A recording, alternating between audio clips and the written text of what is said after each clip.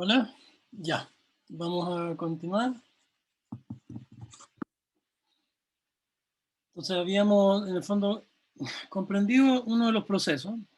Uno de esos procesos es la termogénesis. Entonces, que las proteínas claves para la termogénesis entonces son P28, que es un receptor, en este caso para T3. Además tenemos que ese P28 se asocia y forma un complejo con UCP, que es esta proteína desacoplante, que permite entonces este escape de protones, que se traduce en disminuir la eficiencia de la cadena respiratoria, que a su vez está exacerbada por la misma acción de la hormona tiroidea, pero por la acción génica, tanto mitocondrial como genómica en la célula. El resultado es aumento del consumo de oxígeno y termogénesis. Esto último, la termogénesis, especialmente importante entonces en el recién nacido en la grasa parda. No es que nosotros no tengamos un poco de esto, pero es menos importante ese efecto. Bueno, así que los efectos, uno de estos suele llamarle efectos pleiotrópicos, o sea, variados, y que uno puede ver también, obviamente, en otros tejidos. Este ejemplo sería lo que le pasaría a una célula cardíaca. ¿Cómo se comportaría una célula cardíaca frente a la exposición, entonces, a hormonas tiroideas? Una vez más, arriba a la izquierda, partimos desde nuestra T3, un sistema de transporte, ingresa, ¿no es cierto?, se asocia finalmente a su receptor, donde tenemos el efecto a nivel del núcleo, y en este caso obviamente va a producir transcripción y por tanto traducción de proteínas importantes para el músculo cardíaco. ¿Cuáles son esas las que se ven aumentadas? Como pueden ver, abajo, de izquierda a derecha. Por ejemplo, intercambiador sodio-calcio. Intercambiador sodio-calcio en amarillo, a la izquierda. Abajo también canal de potasio y voltaje dependiente, aumenta su expresión, y corrijo, en el caso del intercambiador sodio-calcio, inhibe la cantidad de intercambiador sodio-calcio. La sodio-potasio TPasa aumenta la transcripción, la adenilato ciclasa disminuye, el receptor beta-adrenérgico aumenta su expresión y también aumenta la expresión del receptor de angiotensina 2. Además, aumenta la expresión de cadenas pesadas de miosina, que sería lo que se ve a la derecha, como la alfa-MHC, que es cadena pesada de miosina isoforma alfa, y disminuye la expresión de la forma beta, que es la forma que consume menos oxígeno de la miosina, o menos ATP, digámoslo de forma directa. Aumenta la cantidad de bomba de calcio al retículo, disminuye la cantidad de fosfolambano, en fin, o sea, va a tener una serie de efectos, ¿no es cierto?, genómicos también, y va a depender, como habíamos visto, del tipo celular. Para terminar esta parte de la clase, veamos otro experimento que quizás nos aclara varias cosas de las que hemos conversado. Entonces, lo que están viendo acá en el eje horizontal sería días. ¿Días de qué? Días de ayuno. Desde antes del ayuno partimos en el día 4, antes de que la persona empiece a tener ayuno prolongado, hasta el día 10, o sea, una persona que se mandó 10 días de ayuno, hasta el día 2, después de terminado el ayuno, finalizando en el día 4, o sea, más 4 a la derecha, 4 días después de terminado el ayuno. Tenemos 3 líneas entrecortadas, y lo que nos aparece en los ejes verticales a la izquierda son nanogramos por decilitro, para el caso de la T3 reversa, y microgramos por decilitro para el caso de la T3 y la T4. ¿Ya? ¿Cómo se comportaba antes del ayuno prolongado este individuo? Vemos que tiene niveles, llamemos normales de hormonas tiroideas, la línea celeste y la línea celeste entrecortada, arriba, nos muestran serían los niveles basales de este individuo. ¿Qué es lo que pasa con los niveles de T3 reversa? Bueno, que son bastante bajos, 40 nanogramos por decilitro, muy bajito. Uy, ¿qué pasó? Se me movió, perdón. ¿Qué pasa durante el ayuno? Y lo que ustedes pueden notar es que durante el ayuno se ve un descenso significativo de T3 y de T4, y a su vez un aumento significativo de la T3 reversa. ¿En qué se traduce eso?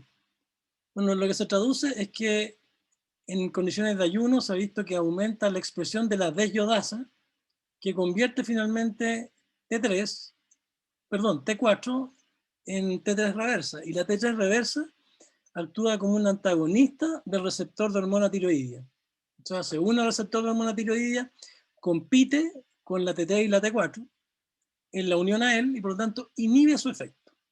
Y vemos que ese efecto es transitorio y una vez que termine el ayuno, el día 10, vemos que efectivamente luego vuelven a incrementarse los niveles de T3 y empiezan a incrementarse más lentamente los niveles de T4 y decrece rápidamente los niveles de T3.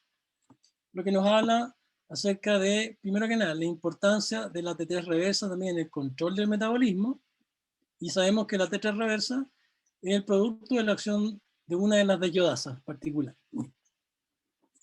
De esa manera, entonces, en condiciones de ayuno, vemos que el efecto de la hormona tiroidea, independiente de sus niveles, va a estar contrarrestado, además, por la T3 reversa, que como decíamos, antagoniza el efecto de la T3 y por tanto de la T4. Y así, en este caso de este paciente, durante el periodo de starvation, en el fondo de ayuno prolongado, este individuo entonces disminuyó su consumo de oxígeno, disminuyó su termogénesis y va a disminuir mucha de la actividad de aquellos genes que son estimulados por las hormonas tiroideas. ¿Ok? Solo para tener un ejemplo de qué manera esto funciona. Ok. Entonces, bueno, lo que era termina esa parte. ¿Tenemos preguntas sobre esto? O sea, por primera vez en esta clase ya entramos de lleno en ver con detalle el funcionamiento de un sistema hormonal, de un sistema endocrino, de una de las ramas del sistema endocrino. Espero que me escuchen porque me entra la duda. Capaz que estoy hablando solo. ¿Sí? Profe, Dígame. profe, entonces la T3 reversa inhibe todos esos canales cuando está en ayuno como para que el cuerpo trabaje menos, como compensando, o solamente porque disminuyó la T3 y la T4 también. O sea, en el fondo tienes que imaginar qué es lo que le pasa a una célula. Imagínate a nivel celular. Si una célula se ve con disminución del aporte de nutrientes y se ve expuesta a la hormona tiroidea, que implica la hormona tiroidea aumentar su metabolismo, la célula se defiende de eso, aumentando la transformación de la T4 en T3 reversa, y la T3 reversa va a inhibir los efectos de las hormonas tiroideas.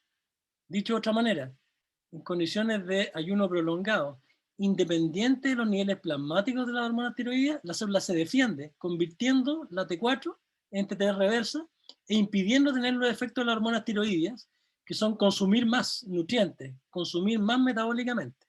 ¿Sí? La célula es un mecanismo de respuesta a nivel celular.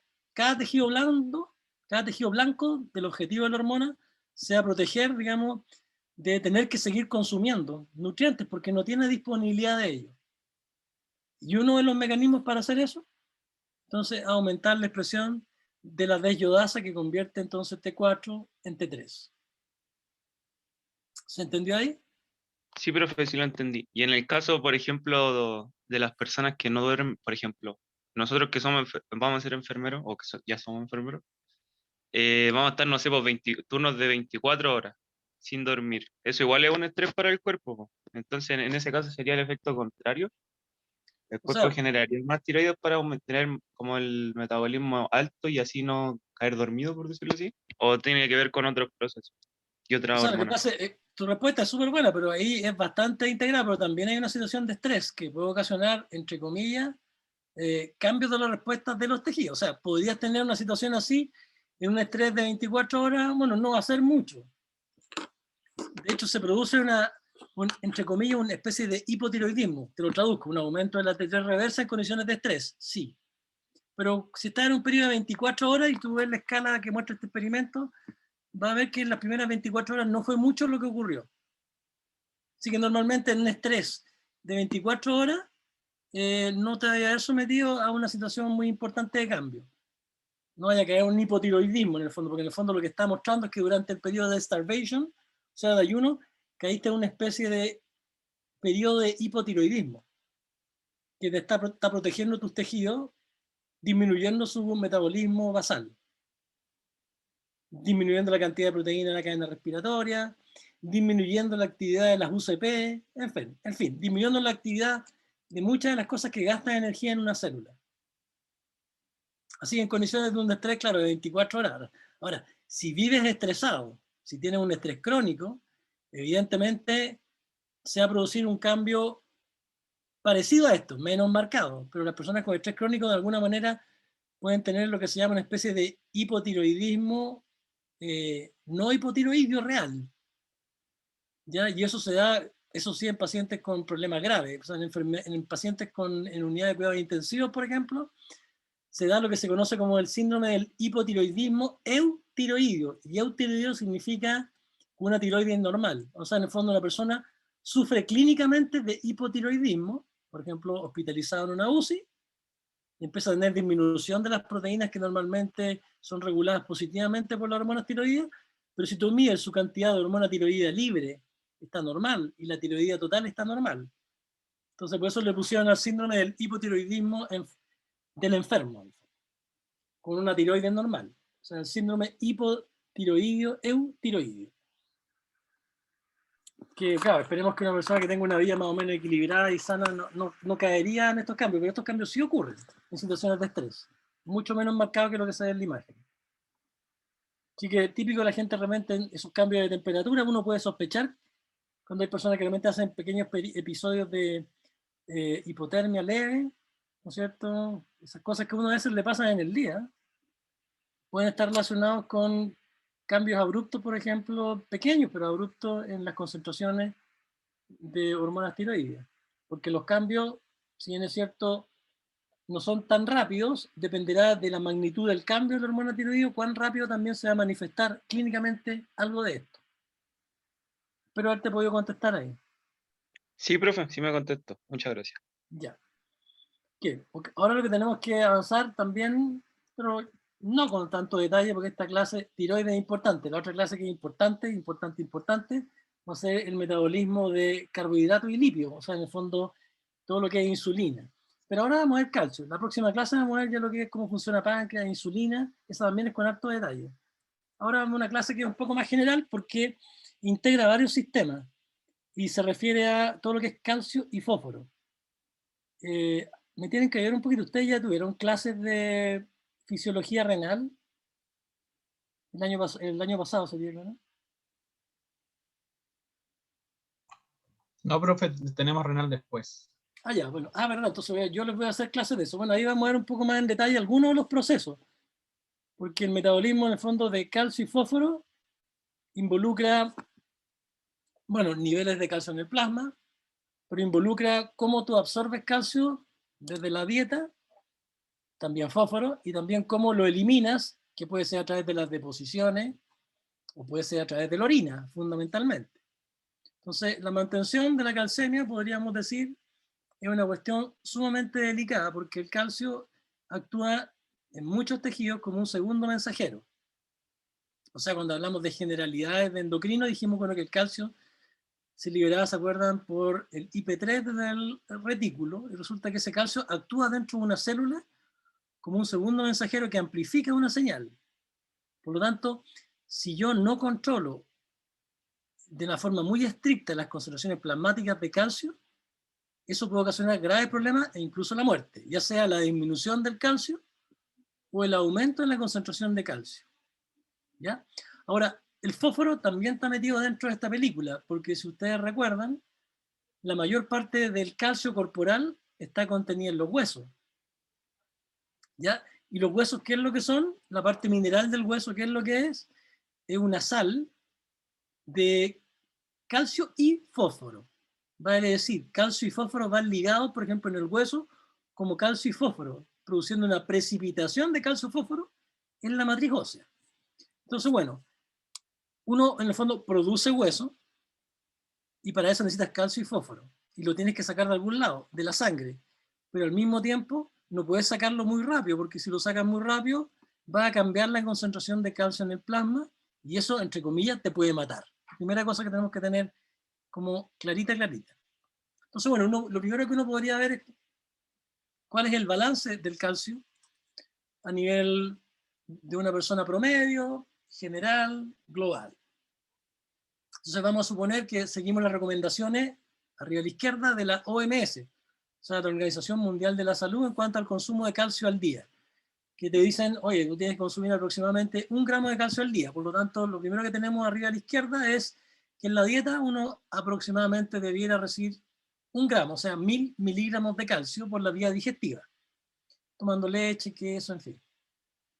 De eso, sin embargo, cuando uno consume esos 1000 gramos, lo que vamos a ver es que solo una parte de eso en realidad se absorbe, que es aproximadamente el 30%, o sea, 300 miligramos son absorbidos a nivel digestivo, intestino delgado fundamentalmente.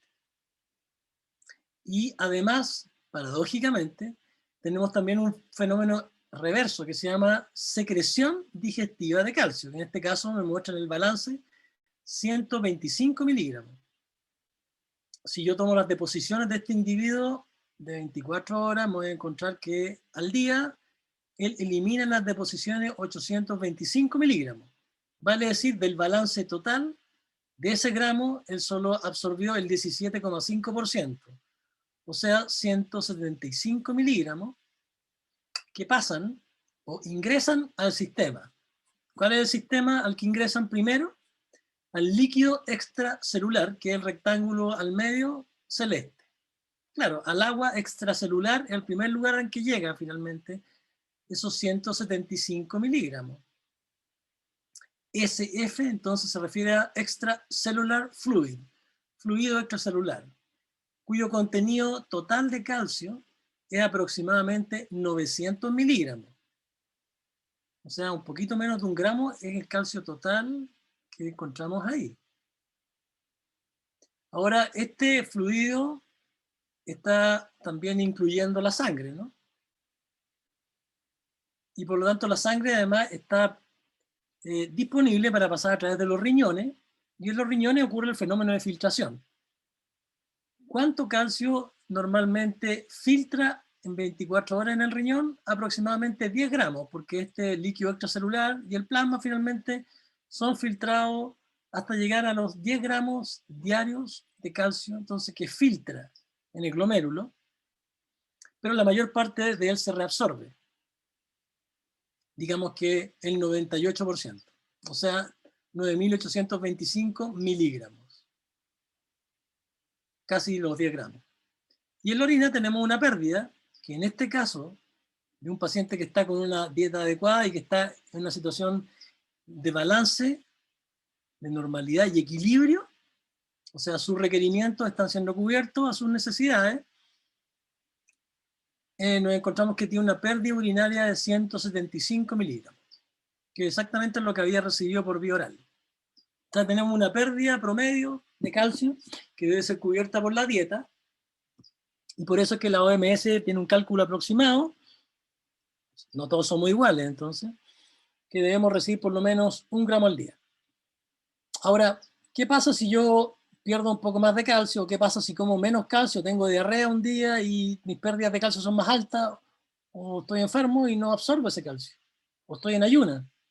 Bueno, lo que pasa es que hay sistemas hormonales que recurren al reservorio óseo, que vale decir todo el tejido óseo está disponible para 2 procesos. Uno, fabricar hueso nuevo, que en el fondo es tomar el calcio del extracelular y precipitarlo en la matriz ósea, o bien degradar la matriz ósea, la porción mineral, mejor dicho, del hueso, liberando calcio. Y lo que se ha visto es que el recambio normal está en torno al medio gramo al día. O sea, nosotros normalmente estamos fabricando medio gramo de hueso al día, estamos disolviendo o degradando medio gramo de, mejor dicho, no es que de hueso, sino que estamos captando medio gramo de calcio al día y estamos liberando alrededor de medio gramo de calcio al día también, desde el hueso. O sea, existe una rotación del hueso constantemente. Eso es lo que es un hueso dinámico y normal.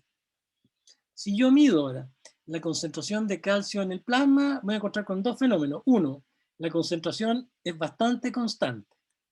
Tiene pequeñas variaciones, pero suele mantenerse dentro de un rango estricto constante. Y esa concentración está entre 8,6 y 10,6 miligramos por decilitro. ¿Ya?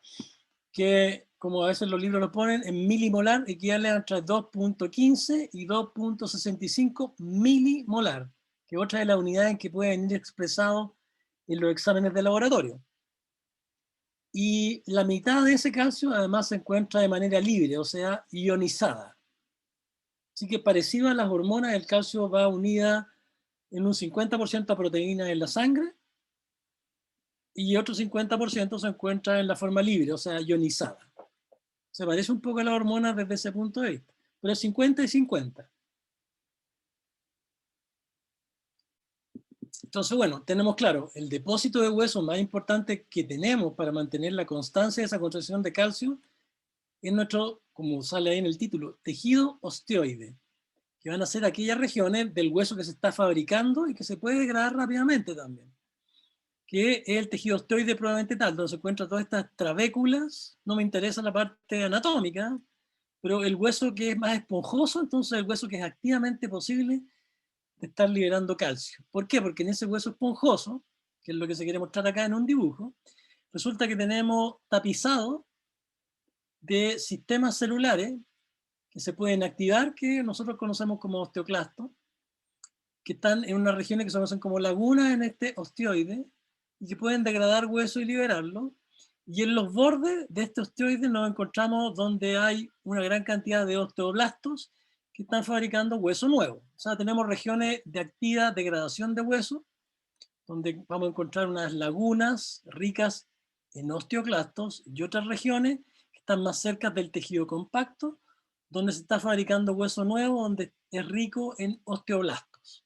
¿Ya? Y entre medio tenemos unas células intermedias, que podríamos decir que son osteoblastos inactivos, y que van a tener un rol importante en el funcionamiento de estos osteoclastos. Entonces, bueno, podríamos mirar ese osteoide y podríamos imaginar, voy a volver atrás, imaginemos esta región del centro que yo les estoy señalando en este momento con la flecha. Entonces aquí, si ven, no vemos ninguna laguna donde dice osteoclast. Hausship lagunae se refiere a las lagunas de degradación de hueso. Si yo miro una parte donde no hay degradación de hueso y no hay osteoclastos, sería equivalente a lo que está puesto acá como arriba.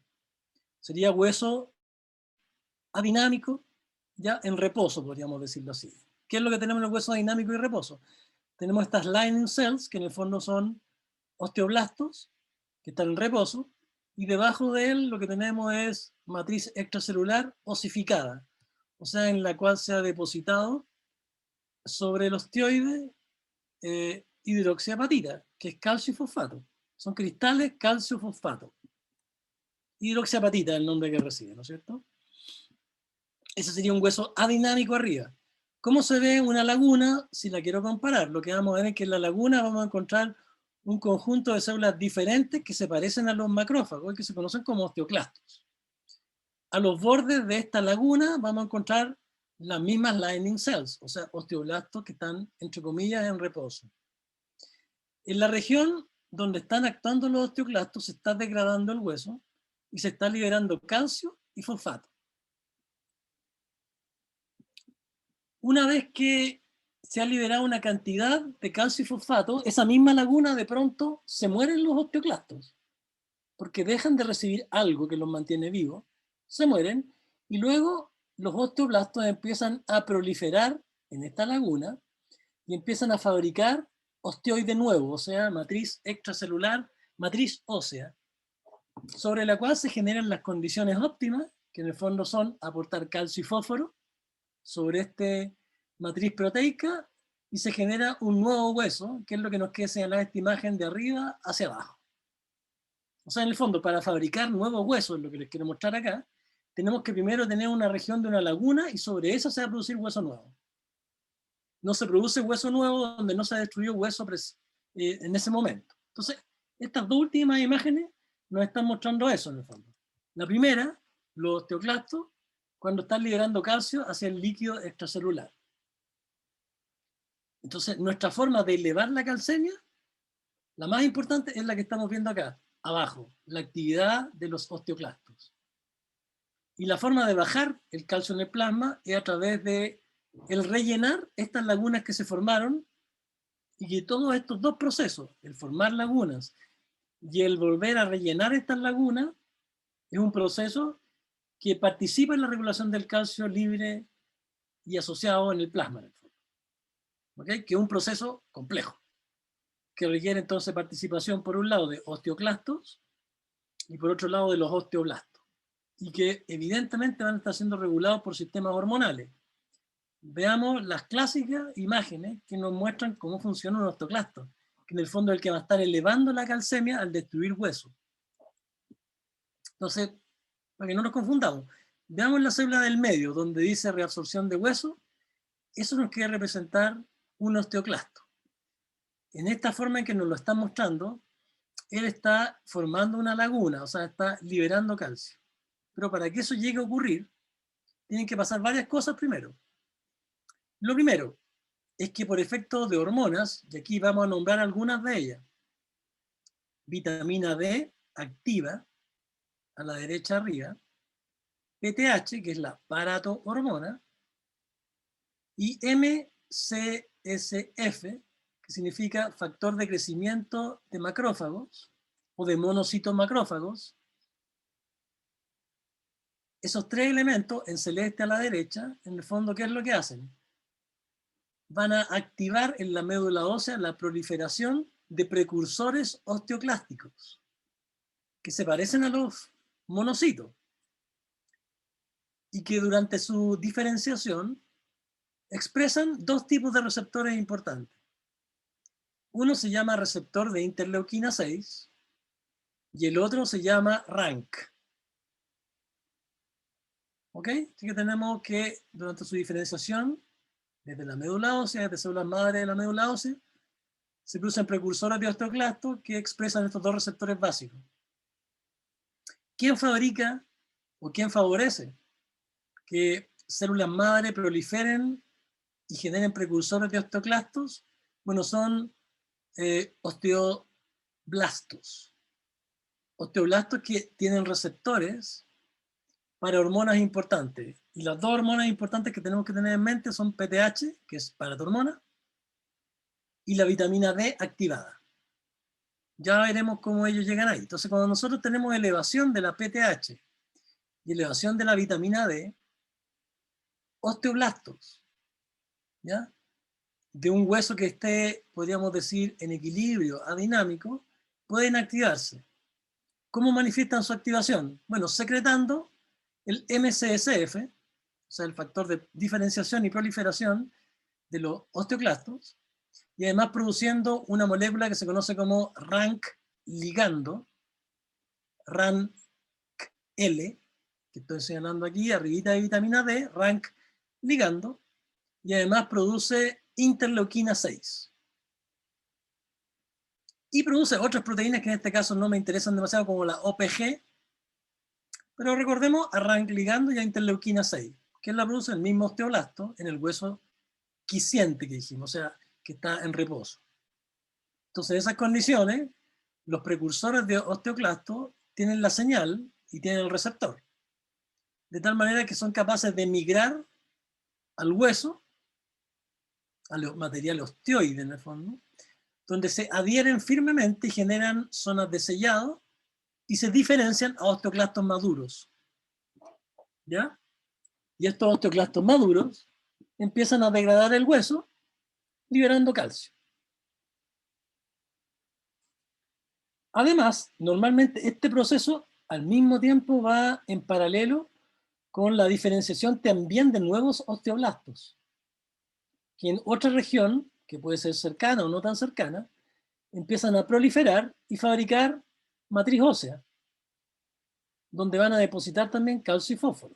Así que esto es un proceso que va ligado uno del otro, destrucción de huesos y fabricación de nuevos huesos. Entonces, elementos importantes a recordar son hormonas que regulan este proceso, PTH y vitamina D, mediadores del proceso, interleuquina 6, RANK ligando. ¿En quién? En los precursores osteoclásticos. Y además, recordar a los receptores para estos mediadores, como son receptor de interleuquina 6 y el receptor llamado RANK. RANK es el receptor de RANK ligando. Alguien levantó la mano. Si quiere, hable nomás. Profe, entonces el mediador, o sea, el punto como crítico es cuando se une ese rank o la interleuquina. No, no. Porque, por ejemplo, el osteoclasto antiguo, por decirlo así, está sacando calcio y fósforo. Y los otros a la vez están creándose nuevos osteoclastos para reemplazarlo. Pero Ya. en algún momento Pero tiene que haber como un espacio o un tiempo en el que o sea, este proceso deja que el calcio y el fósforo estén fuera de la célula para que hagan como lo que necesitan y después vuelvan a crearlo, ¿no? no, Porque me creo que imagino que no. para reabsorber el hueso, o sea, para volver a generar hueso, tienen que utilizar calcio y fósforo también, ¿o no? Sí, eso sí. Pero dijiste varias cosas que no sé si te entendí mal o las tienes incorrectas. Lo primero, hay dos receptores en un precursor de osteoclasto. Uno es interleuquina 6, o sea, uno es receptor para interleuquina 6, así que un mediador de que los osteoclastos empiecen a resolver hueso es interleuquina 6 uniéndose a su receptor. El otro se llama RANK ligando, y RANK ligando se une a otro receptor que se llama RANK. En su conjunto, cuando ellos se unen a sus receptores, entonces respectivos receptores, los osteoclastos se unen al hueso y forman lagunas, madura el osteoclasto. A su vez, Ah, el hecho de que maduren osteoclastos también permite que se activen osteoblastos en regiones vecinas y también empiecen a fabricar huesos. Entonces, lo interesante de esto es que un fenómeno que empezó por hormonas como vitamina D y PTH se tradujo en dos procesos paralelos activos. Uno, reabsorción de hueso, y el otro, formación de nuevo hueso. Pero la formación de nuevo hueso solo va a ocurrir en una laguna en la cual se han muerto primeramente estos osteoclastos. Lo que quiere decir que si yo miro esta imagen, el primer proceso, y lo quisiera poner con números, lo primero que ocurre es la activación del osteoblasto por PTH y vitamina D. Lo segundo es la diferenciación y maduración de osteoclastos. Y el tercer punto es la maduración de nuevos osteoblastos que van a ser capaces de formar nuevo hueso. Pero esa es la secuencia, ¿ya? ya, profe, ahora sí. En una región particular. Entonces, claro, si miramos más a nuestro protagonista, en el fondo el que está liberando calcio al plasma, al líquido extracelular y que nos ayuda a mantener la calcemia, es un proceso que está en el osteoclasto. Entonces, el osteoclasto, ¿cómo funciona a grandes rasgos? ¿Cómo funciona? Ya sabemos que tiene que tener, si ven arriba a la derecha, tiene que tener un estímulo. ¿Cuál es ese estímulo? Para que funcione, interleuquina 6 y RANK ligando. Serían lo importantes de recordar. Entonces, cuando este osteoclasto está bajo la acción de interleuquina 6 y RANK ligando, que a su vez son producidos bajo el efecto de las dos hormonas que hablamos antes, que es paratormona y vitamina D, en esas condiciones este osteoclasto está activo y en su actividad lo que hace es unirse en la laguna con unas zonas de sellado, que es lo que se muestra en los dos extremos de la célula, donde participan proteínas de la familia de las integrinas y de la vitronectina, cosa que nunca les preguntaría en una prueba, cómo se llaman, por si acaso, pero es para que tengamos una idea que proteínas específicas que sellan la unión. Y este osteoclasto, bajo ese efecto, entonces, además, empieza a secretar enzimas hacia el hueso, que son enzimas de tipo lisosómica, proteolítica, o sea, no solo destruyes o no solo afecta al calcio y fósforo, sino que también degrada el colágeno y otras proteínas que forman parte del hueso. O sea, degradan matriz ósea. Eso permite que además, si ustedes se fijan, hacia el lado izquierdo del osteoclasto y hacia la laguna, tenemos una bomba de protones abajo, donde me muestran un H naranjo. Bueno, eso es una bomba de protones que secreta protones. O sea, en el fondo, dentro de esta laguna se genera un ambiente ácido y el ambiente ácido permite solubilizar el calcio y el fósforo. Así que tenemos dos efectos. Uno, la acción enzimática sobre la matriz extracelular, y el otro, o sea, la matriz ósea, perdón, y el otro es la secreción de protones, que acidifica la laguna y permite la disolución del calcio y fósforo, que acá no se muestra, pero luego este calcio y fósforo es transportado fuera de la laguna, o sea, sale luego al líquido extracelular y se distribuye por todo el cuerpo. Básicamente eso. Por supuesto, la imagen contiene bastante más información y nos agrega una información que nos interesa. Y es que el osteoclasto también tiene otro receptor importante, que es directo para otra hormona, que es el receptor de calcitonina. Ahora, calcitonina es una hormona que inhibe la actividad de los osteoclastos maduros, ¿ok? O sea, el osteoclasto, en resumen, ¿qué receptores importantes tiene? El RANK, el de interleuquina 6 y el receptor de calcitonina. Este último es inhibitorio. Los dos primeros, aumentan la actividad del osteoclasto. ¿Ya? Así que hay una regulación del osteoclasto, porque es obvio, porque el osteoclasto en el fondo está funcionando en conjunto de mantener la calcemia. Hay tablas, van a encontrar realmente libros, tablas que nos muestran qué receptores se le han descrito en el osteoclasto, y por eso no quiero que se confundan. Los importantes son los que yo marqué acá, en esta, con las flechas rojas.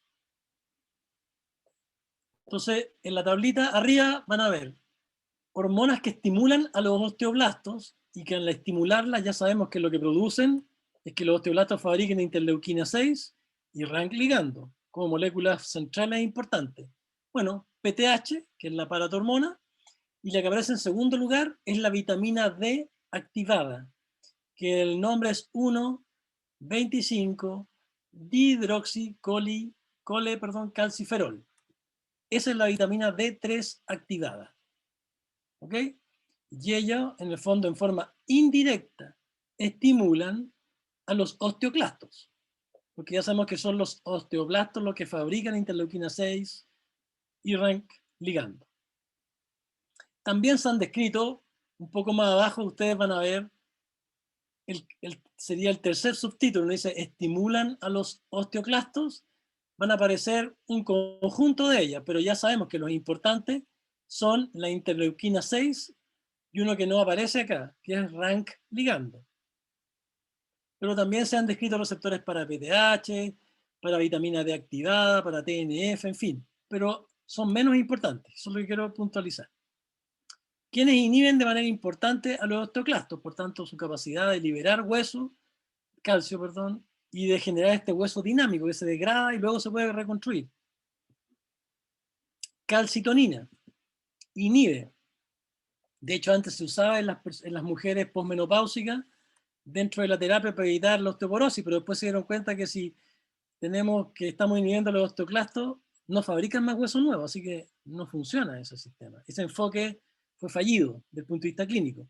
Pero calcitonina, hay receptores e inhibe la actividad de los osteoclastos. Y se usó antes, terapéuticamente. Pero miren los otros que aparecen. Estrógenos, lo que explica que la matriz ósea de una mujer es menor por kilo de peso proporcionalmente que un hombre. Porque los estrógenos entonces reducen un poco este mecanismo porque inhiben la producción de interleuquina 6 aparentemente por los osteoblastos.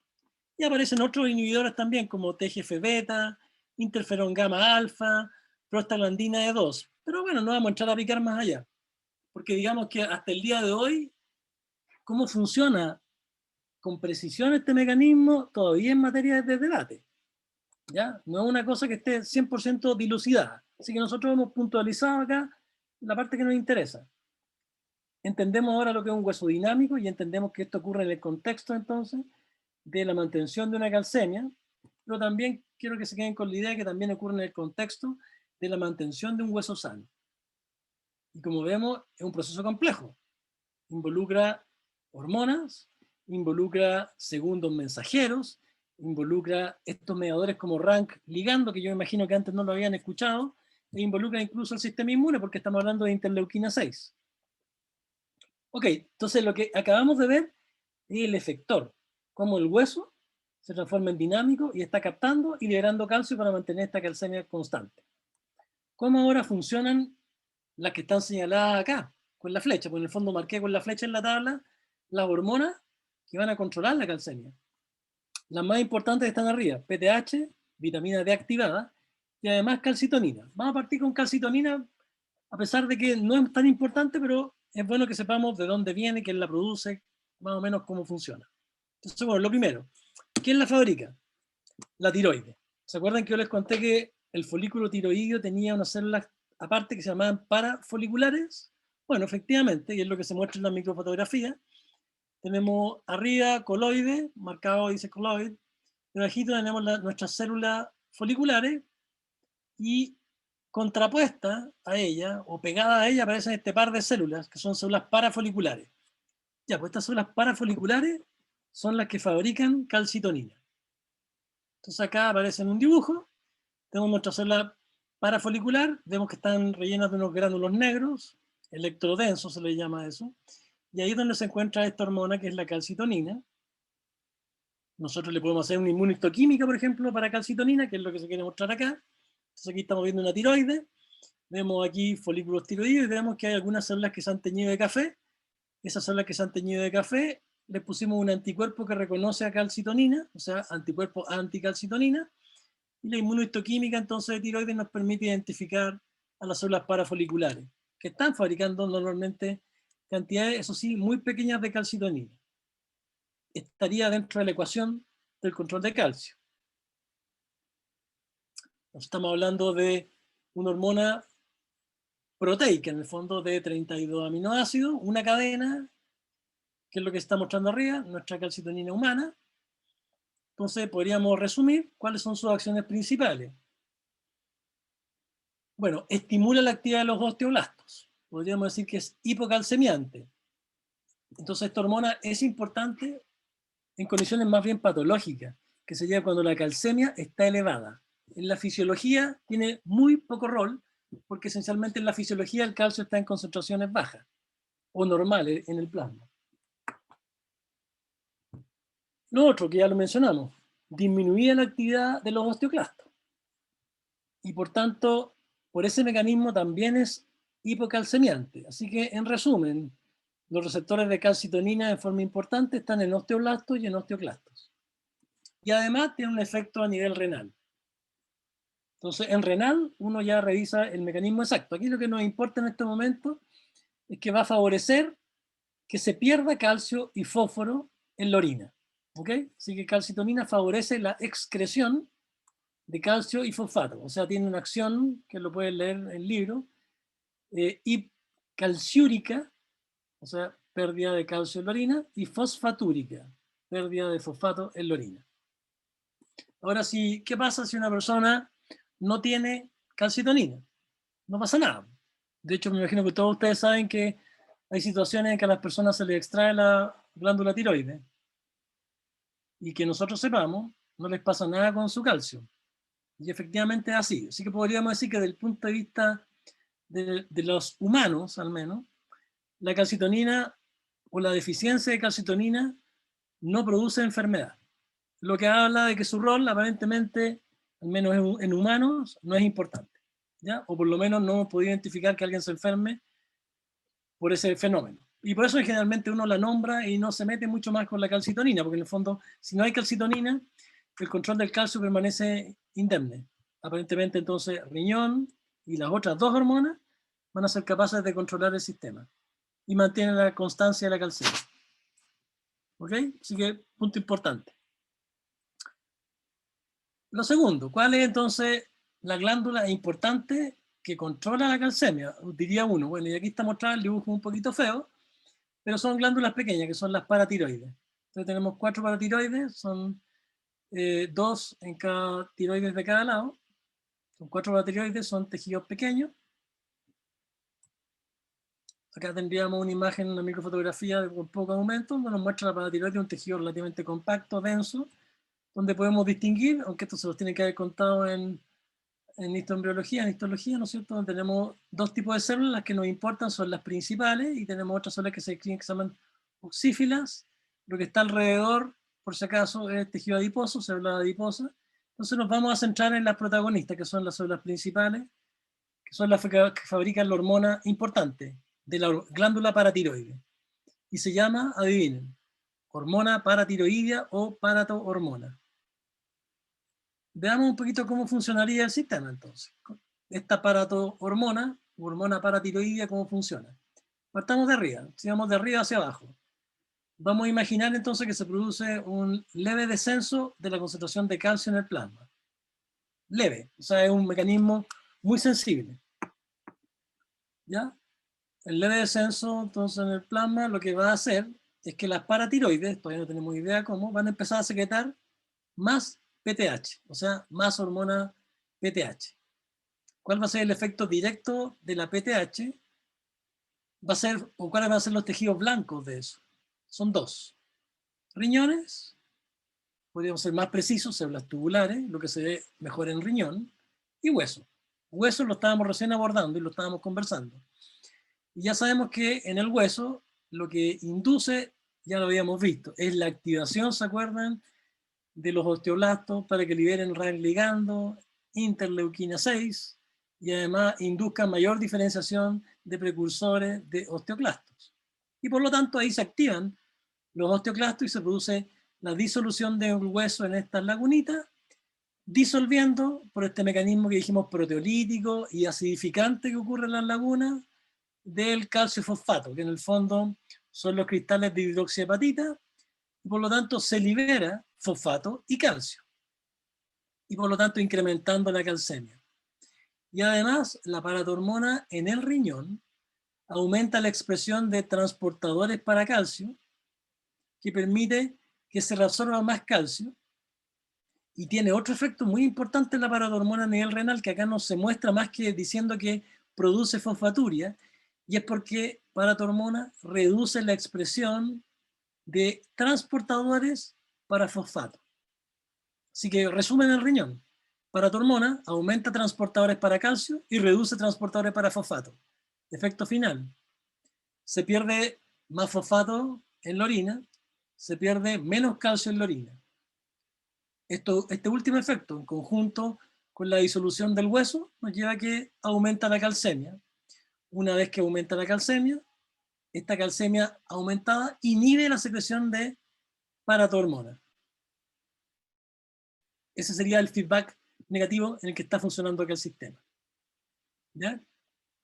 O sea, aquí tampoco entra el eje hipotálamo-hipófisis. Veamos a la célula principal, entonces, de la paratiroide. Entonces, la célula principal de la paratiroide, ¿cuál sería la molécula que la caracteriza? El receptor de calcio. Tiene varias, pero primero, ¿qué es lo que encontramos en ella importante? Que detectan calcio. Y aquí le puse sensora, creo que en español no existe la palabra sensora, existe detectoras. Así que lo voy a corregir. Pero es detector, tiene un receptor de calcio que lo permite que estas células detecten la calcemia. O mejor dicho, el calcio en el líquido extracelular.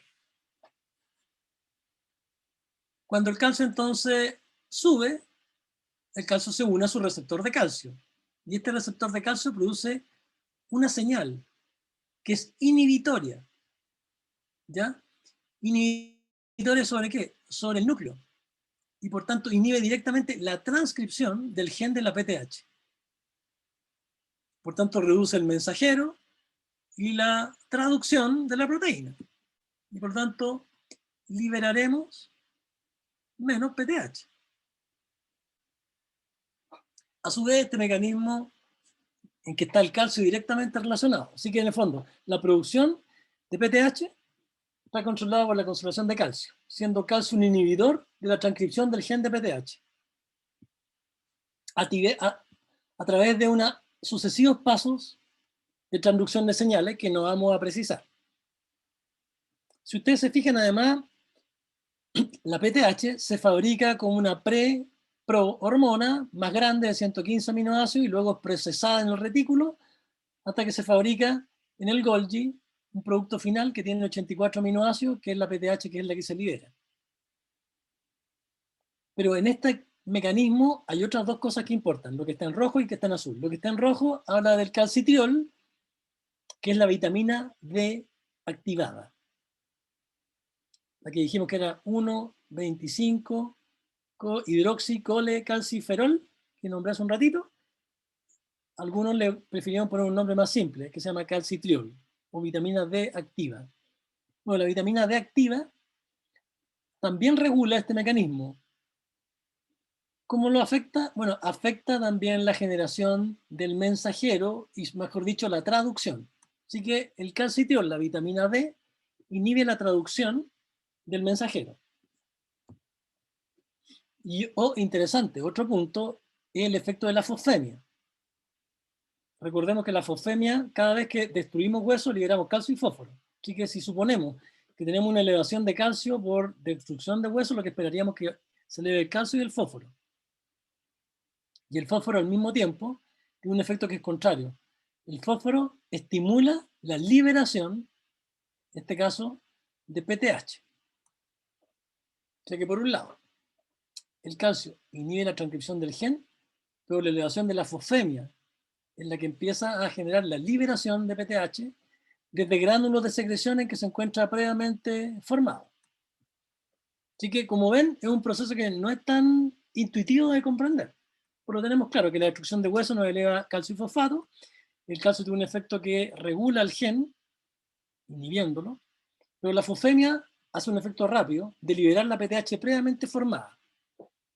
Y en este juego, además, calcitriol también tiene un rol. Calcitriol, como veremos un poquito más adelante, es una hormona esteroidal que se comporta como las hormonas esteroidales, vale decir, se une a un receptor intracelular, el cual migra al núcleo, dimeriza y también regula la transcripción del gen de PTH. Así que en el fondo calcitriol tiene un rol importante también en cómo está funcionando el gen de la PTH. Dicho de otra manera, no solo el calcio regula la actividad del gen de PTH, sino que también calcitriol. Y la liberación está bajo el control primario de la fosfemia. Bueno, la típica imagen que uno pone, PTH, que se fabrica en una preprohormona, la cual va siendo madurada, sacando una secuencia líder primero, después una secuencia pro, y nos queda la parte activa, que es la parte aquí del medio que ya mencionamos. Bueno, lo interesante en todo caso es que lo que se libera es una porción que tiene un fragmento que se conoce como fragmento C, el cual en realidad en circulación es cortado por la célula de Kupffer, y finalmente la PTH, que tiene la actividad biológica, es un péptido o proteína de 28 aminoácidos. ¿Ya? Así que lo que se libera, lo que habíamos visto en la imagen antes aquí, en azulito de 84 aminoácidos, luego circula por la sangre, y en sangre al pasar por el hígado, las células de Kupffer, como dice acá, corta por Kupffer, le cortan una colita, que es el lado carboxiterminal, dejándonos finalmente la PTH madura, que es la activa, que solo tiene 28 aminoácidos y que va a ser el efecto PTH. Ok. ¿Cómo son los receptores para PTH? Bueno, para variar son como todos los receptores que hemos hablado para péptidos y proteínas pequeñas. Son de 7 dominios de transmembrana acoplado a proteína G, y acá pueden ver que el receptor arriba está acoplado por una proteína de tipo GS, o sea, AMP cíclico y proteína quinasa A, para simplificarlo, pero además está acoplado a una proteína GQ, o sea, fosfolipasa C, IP3, diacilglicerol. El conjunto de sus efectos será la suma del efecto de estos receptores, y PTH entonces es el ligando, el agonista de esta reacción. Pero se ha visto también que existen otras moléculas que también se pueden unir al receptor de PTH. ¿Cuáles son esas moléculas? Bueno, primero que nada, hay péptidos relacionados a la paratormona, que que dice PTHRP significa péptido relacionado a la paratormona, que es fabricado por la glándula mamaria. ¿Ya? Y también hay tumores que son capaces de fabricar estos péptidos parecidos, similares o relacionados a la paratormona, y por tanto se pueden unir al receptor de paratormona y ejercer los efectos, que en el fondo dijimos los efectos de la paratormona son degradar hueso, tender a incrementar la calcemia, también dijimos a reducir la pérdida de calcio en la orina, y dijimos y aumentar la pérdida de fosfato en la orina. ¿No es cierto? Ok, entonces, bueno, esta gráfica lo que nos quiere enseñar es, abajo tenemos calcio sérico, o sea, una muestra de sangre en el horizontal, me refiero. Y tenemos concentraciones en el recuadro rojo. Yo les puse cuáles son las concentraciones de las que mencionamos normales. El rango de concentraciones normales de calcio sérico en miligramos por decilitro, que es como viene en el laboratorio. Entre 8,5 vemos y 10, algo, de acuerdo a esta gráfica. Y tenemos cómo se comportan las concentraciones de PTH en picogramos por ml en el lado izquierdo del gráfico, y también las concentraciones, en este caso, de calcitonina, que en realidad ya habíamos dicho que no nos importaba mucho porque a la postre su efecto o su ausencia no produce problema alguno. Y entonces que fijémonos en el lado derecho, en el gráfico del lado derecho, PTH. Y lo que pueden ver es que hay una línea recta en la cual a medida que la calcemia disminuye, la concentración de PTH aumenta. Y que es normal dentro del rango fisiológico tener una concentración en torno a los 1000 picogramos por ml de PTH dentro del rango fisiológico de la calcemia. Así que podemos decir, primero que nada, la PTH siempre está actuando, y en la medida que la calcemia baja, inmediatamente, mostrando esta línea recta, se empieza a liberar mayor cantidad de PTH, que va a empezar entonces a incrementar la calcemia y por tanto se autorregula desde ese punto de vista, como lo mencionamos antes. Y calcitonina, bueno, también tiene un rol contrario, pero sabemos que fisiológicamente no pega ni junta, podríamos decir. ¿Qué nos falta agregar en este gráfico? Que sería lo ideal. Bueno, ¿cuál es el rol que juega la vitamina D activada? Para eso tenemos que mirar cómo es la vitamina D activada primero. Entonces, ¿qué es la vitamina D activada? Es un producto derivado del colesterol, ¿ya? Que podemos fabricar nosotros, que es lo que se quiere mostrar arriba a la izquierda, derivado del colesterol, o lo podemos recibir en la dieta, que es lo que se muestra abajo a la izquierda. Así que uno puede comer vitamina D en los alimentos, por ejemplo los lácteos, ricos en grasa, ¿no es cierto? También carnes. Ahí va a venir vitamina D. Va a llegar al hígado, o bien la fabricamos en la piel y eso ocurre una reacción química que ocurre cuando la piel se expone a la luz solar y al calor. En realidad lo que se expone a la radiación ultravioleta.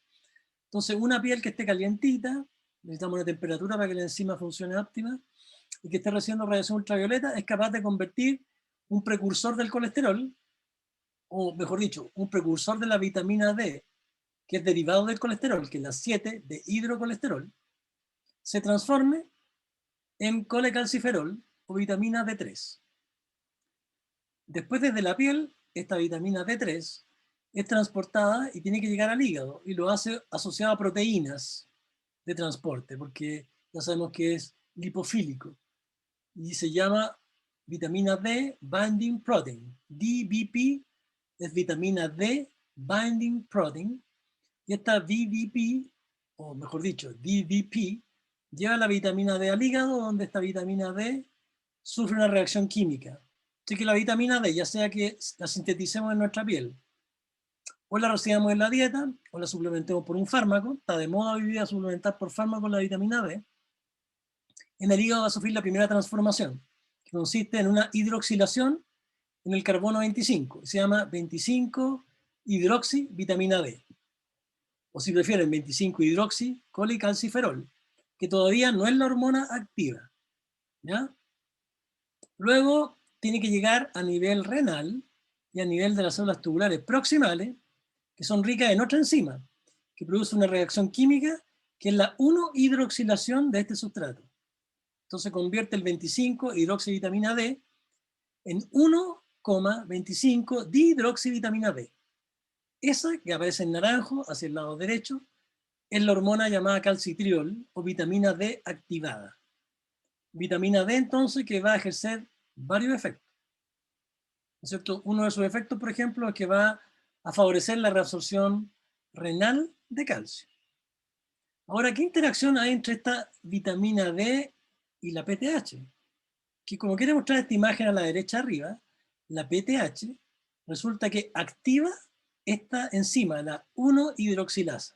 O sea, la 1-hidroxilación de la vitamina D está regulada positivamente, o sea, tiene un feed forward, o sea, un estímulo positivo por la PTH. Así que la PTH favorece la formación de 1,25-dihidroxivitamina D o calcitriol. ¿Ya? Así que si el calcio sube, baja la PTH, baja la 1-hidroxilación de la vitamina D. Bueno, la vitamina D, ¿qué otro efecto hace? Ya dijimos, uno, favorece la reabsorción de calcio a nivel renal, pero además favorece, y es lo que quiere mostrar está hacia el lado inferior derecho, favorece también en el intestino la absorción de calcio. Así que la absorción de calcio a nivel digestivo. Y la reabsorción a nivel renal de calcio está favorecida por la acción de la vitamina D activada. ¿Ok? Así que bueno, es un proceso importante. Así que al final nos encontramos con esto, sería como el resumen. Y creo que va a terminar acá porque estamos en la hora. Entonces ya tenemos que el precursor de la vitamina D activa o de la vitamina D es el 7 de hidrocolesterol. En presencia de luz solar y calorcito en la piel, ocurre en la piel, se convierte en la vitamina D3 o colecalciferol a través de varios pasos que no detallaremos.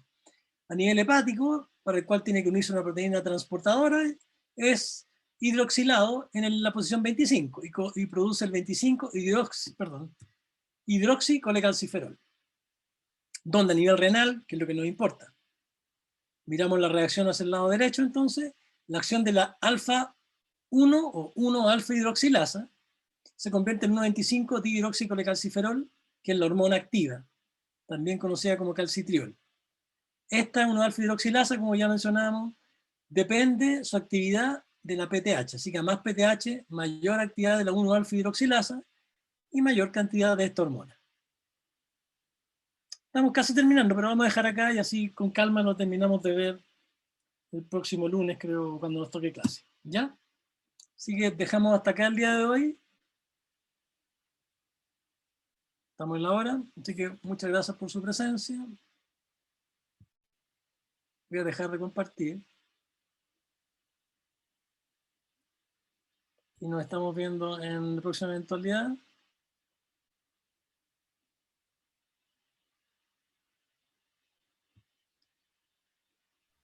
Chao, profe, que esté bien. Chao. Que estén bien. Yo estoy tratando de salir de acá, no sé cómo. Voy a dejar de compartir, ¿ya? Así que nos estamos viendo en la próxima clase. Chao.